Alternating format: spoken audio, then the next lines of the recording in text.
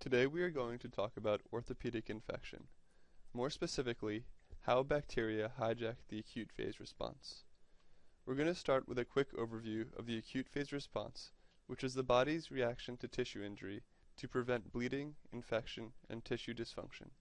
This is an endocrine response mediated by the liver that leads to the production of acute phase reactants. These acute phase reactants include clotting and inflammatory factors and tissue regenerative factors. Dysregulation of this response leads to systemic complications of clotting and inflammation.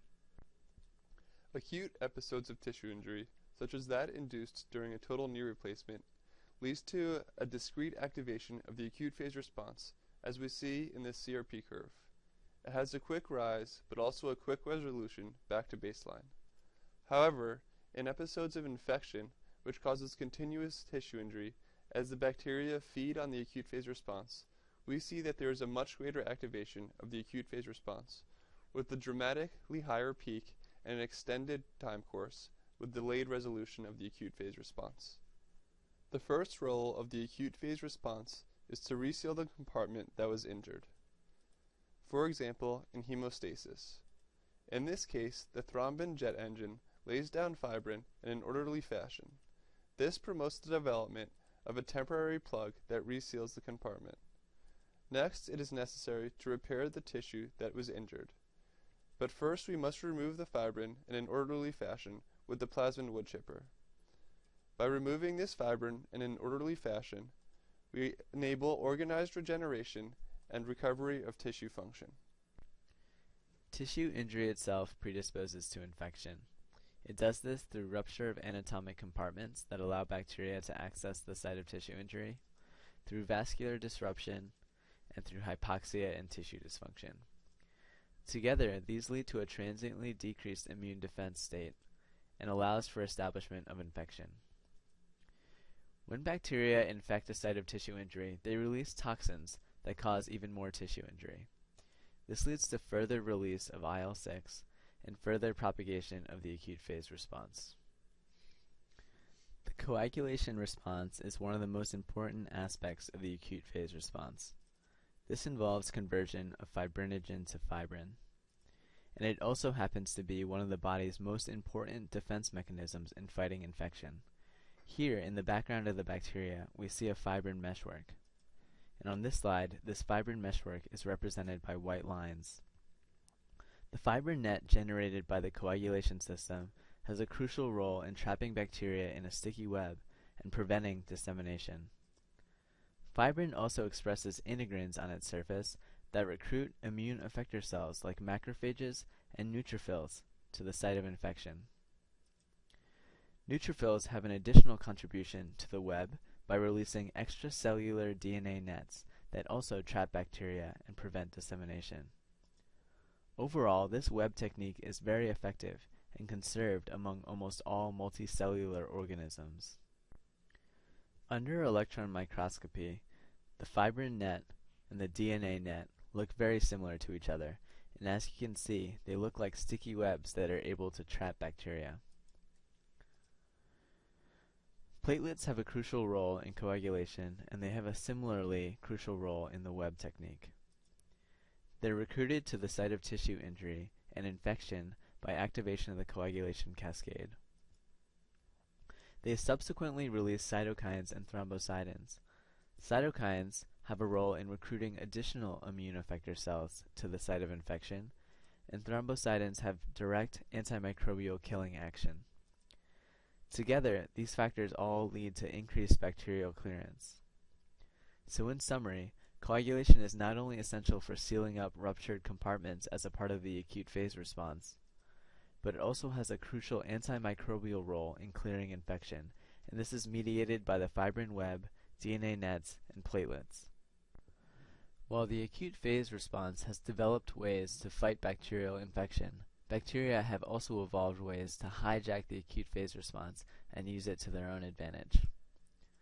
The main bacteria that hijack the acute phase response are Staph aureus and Strep pyogenes, and these also happen to be the main bacteria that cause musculoskeletal infection. Staph aureus virulence can be summarized in the phrase, make a compartment, break a compartment, with the compartment being an abscess. Abscess formation begins with Staph aureus expression of coagulase, one of its many virulence factors. Coagulase interacts with prothrombin, activating it to thrombin and thereby activating the coagulation system. This leads to fibrin deposition in an organized manner around the Staph aureus colony.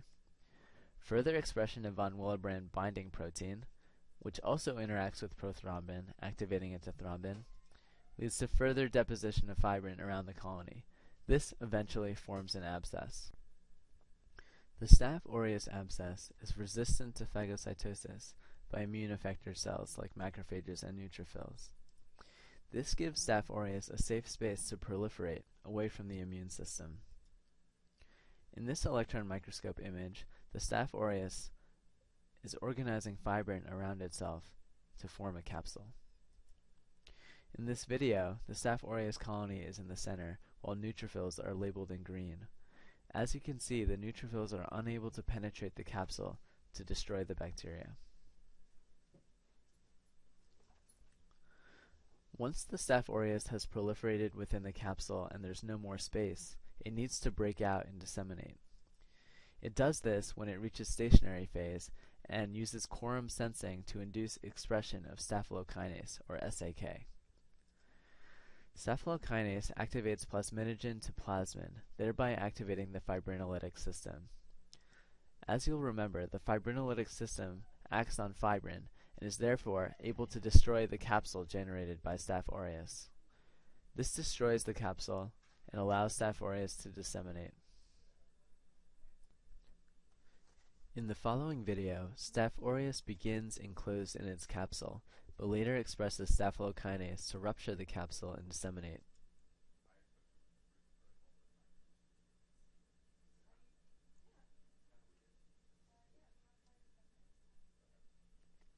To review, in the setting of innocuous tissue injury, the acute phase response is activated through release of IL-6. This leads to production of fibrin and plasmin as part of the normal wound healing and repair process. However, these also happen to be the factors that Staph aureus needs to proliferate. Therefore, it's no surprise that bacteria have a tropism for injured tissue, because the factors needed for growth and proliferation are present there. Here we zoom in on the site of tissue injury. Normally, the thrombin jet engine acts to lay down fibrin in an organized fashion in order to temporarily reseal the compartment. However, in the setting of Staph aureus infection, this thrombin jet engine is hijacked, and Staph aureus uses it to form an abscess in the site of tissue injury. The plasmin wood chipper is used to clear fibrin and regenerate normal anatomic compartments. However, in the setting of Staph aureus injury, this wood chipper is hijacked as well, and it uses it to rupture its abscess and disseminate. This entire process plays out in the following series of videos. In this video, which we've seen before, the Staph aureus colony is in the center and the neutrophils are labeled in green. As you can see, the neutrophils are unable to penetrate the capsule and phagocytose the bacteria. In this following video, the Staph aureus capsule has ruptured and the bacteria are spilling out. Fortunately, the neutrophils are ready and waiting at the exit point to phagocytose the bacteria. The amazing thing about this entire process is that it amplifies on itself, and this is because infection causes continuous tissue injury, which leads to continuous activation of the acute phase response. If we bring ourselves back to the acute phase response cycle, in which innocuous injury causes release of IL-6 and activation of the acute phase response and production of fibrin and plasmin, establishment of a local infection causes even more tissue damage, which leads to even more production of IL-6 and even more production of fibrin and plasmin, the factors that Staph aureus needs to proliferate. This allows Staph aureus to proliferate in the site of infection and eventually form an abscess. On axial imaging, this is what this process looks like. Strep pyogenes has also evolved to hijack the acute phase response. However, unlike staph, which makes and breaks a compartment, strep rips up everything from the get-go. Again, we start with tissue injury in the setting of bacterial infection. The body lays down a fibrin web in an effort to trap the bacteria and reseal injured compartments. However, strep expresses streptokinase, which binds to plasmin to form a powerful fibrinolytic protease. This protease easily cleaves the fibrin web, leaving behind D-dimers and other split products. This plasmin streptokinase combination is highly human-specific, and there is no known method of inhibition. So once the fibrinolytic system is activated, it cannot be turned off, and fibrinolysis runs rampant in the body. After destroying the fibrin net, strep next encounters neutrophils that deploy their DNA nets. In this video, we see neutrophils releasing these nets. The nets are marked with green and orange immunofluorescence. However, strep expresses DNase B, which cleaves these nets, enabling strep to proliferate and disseminate into the bloodstream. Here, strep encounters a sea of platelets and expresses streptolysin O, which activates the platelets and initiates the clotting cascade, creating an occlusive intravascular thrombus. This thrombus causes ischemia and tissue dysfunction. To review, in the setting of strep pyogenes and tissue infection, the body uses the thrombin jet engine to lay down fibrin in an effort to trap the bacteria and reseal compartments. However, strep hijacks the fibrinolytic system to degrade this fibrin net and to escape and proliferate throughout the body. Necrotizing fasciitis is an extreme example of strep pyogenes firing on all of its terrible cylinders.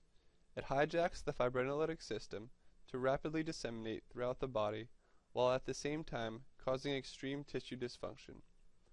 This hijacking of the fibrinolytic system leads to rapidly systemic complications such as DIC and death. We can see evidence of these systemic complications when looking at coagulation studies. For example, the platelet count in this case was depressed well below normal levels for the duration of the hospitalization until the patient unfortunately died. We also see that the PTINR is elevated well above normal levels, as this patient is clearly coagulopathic. Other bugs also hijack the fibrinolytic system. For example, Pseudomonas, which we are used to seeing in diabetic foot ulcers, can also cause ecthyma gangrenosum when it binds and stabilizes plasmin to its surface, enabling it to disseminate rapidly and cause tissue dysfunction. Lyme disease also hijacks the fibrinolytic system. In this case, it uses plasmin to infect humans through the blood meal of ticks and then disseminate throughout the body, causing a variety of symptoms. One last bacteria that uses the fibrinolytic system is the plague. Yersinia pestis is highly dependent on plasmin for virulence, as we see a million-fold difference in the mortality of mice that express plasmin versus those that do not. But how does the body's response to these infections compare to the normal response that we see to acute tissue injury? We will consider a few major orthopedic procedures. The first of these is the periacetabular osteotomy. In this case, when we look at the CRP curve, we see that there is a quick rise and a quick fall, with very minimal activation of the acute phase response. When we look at a more inflammatory procedure, such as a total knee replacement, we see that there is still a quick rise and a quick resolution, but there is a much greater maximum activation of the acute phase response when we look at the CRP. When we consider major orthopedic infection, such as this case of distal femoral osteomyelitis with subperiosteal abscess and pyomyositis, we see that the acute phase response based on the CRP curve is much greater. We have a much higher peak at over 300 and a longer time to resolution despite numerous interventions. Even more minor infections, such as iliopsoas pyomyositis, can cause dramatic activation of the acute phase response, as we see in the curve in red. In this case, a local infection, such as pyomyositis, causes an activation of the acute phase response that is nearly comparable to that of a total knee replacement. By looking at the area under the CRP curve, we can gain a better understanding of the total activation of the acute phase response over the course of an episode of tissue injury. As expected, when we look at a periacetabular osteotomy, we see that the area under the curve, and therefore the total activation of the acute phase response, is minimal, especially when compared to a total knee replacement, which has a much greater activation of the acute phase response. As expected, local infection falls somewhere in between these two, with a significant activation of the acute phase response, but not overly impressive. However, when we consider disseminated infection, we see that there is quite a lot of activation of the acute phase response. In fact, more than 3 times that of a total knee replacement. This is why we fear systemic complications so much in cases of significant musculoskeletal infection. For example, studies have shown that at least 10% of children with osteomyelitis develop symptomatic DVTs. ARDS and other significant inflammatory conditions are also not uncommon in the setting of severe musculoskeletal infection. To avoid these complications, intervention is necessary in the setting of musculoskeletal infection, whether it be with antibiotics or surgery. We can imagine what the CRP curves would look like without the advances of modern medicine. The acute phase response would rapidly spiral out of control as the infection hijacked the coagulation and fibrinolytic systems to cause continual tissue injury. Before the invention of antibiotics and modern surgical techniques, mortality from osteomyelitis was 40%. We can also look at the CRP curves to understand whether our interventions are working in real time. In this curve, I have marked with yellow X's times of irrigation and debridement.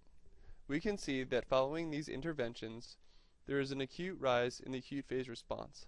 However, these surgeries eliminate the bacteria, ending the continuous tissue injury and enabling resolution of the acute phase response. In some cases, however, the bacteria, such as Shigella, do not possess the virulence factors necessary to cause significant tissue injury or activation of the acute phase response. In these cases, the only activation of the acute phase response comes from the surgical intervention itself. To review, an episode of single acute tissue injury causes a discrete activation of the acute phase response.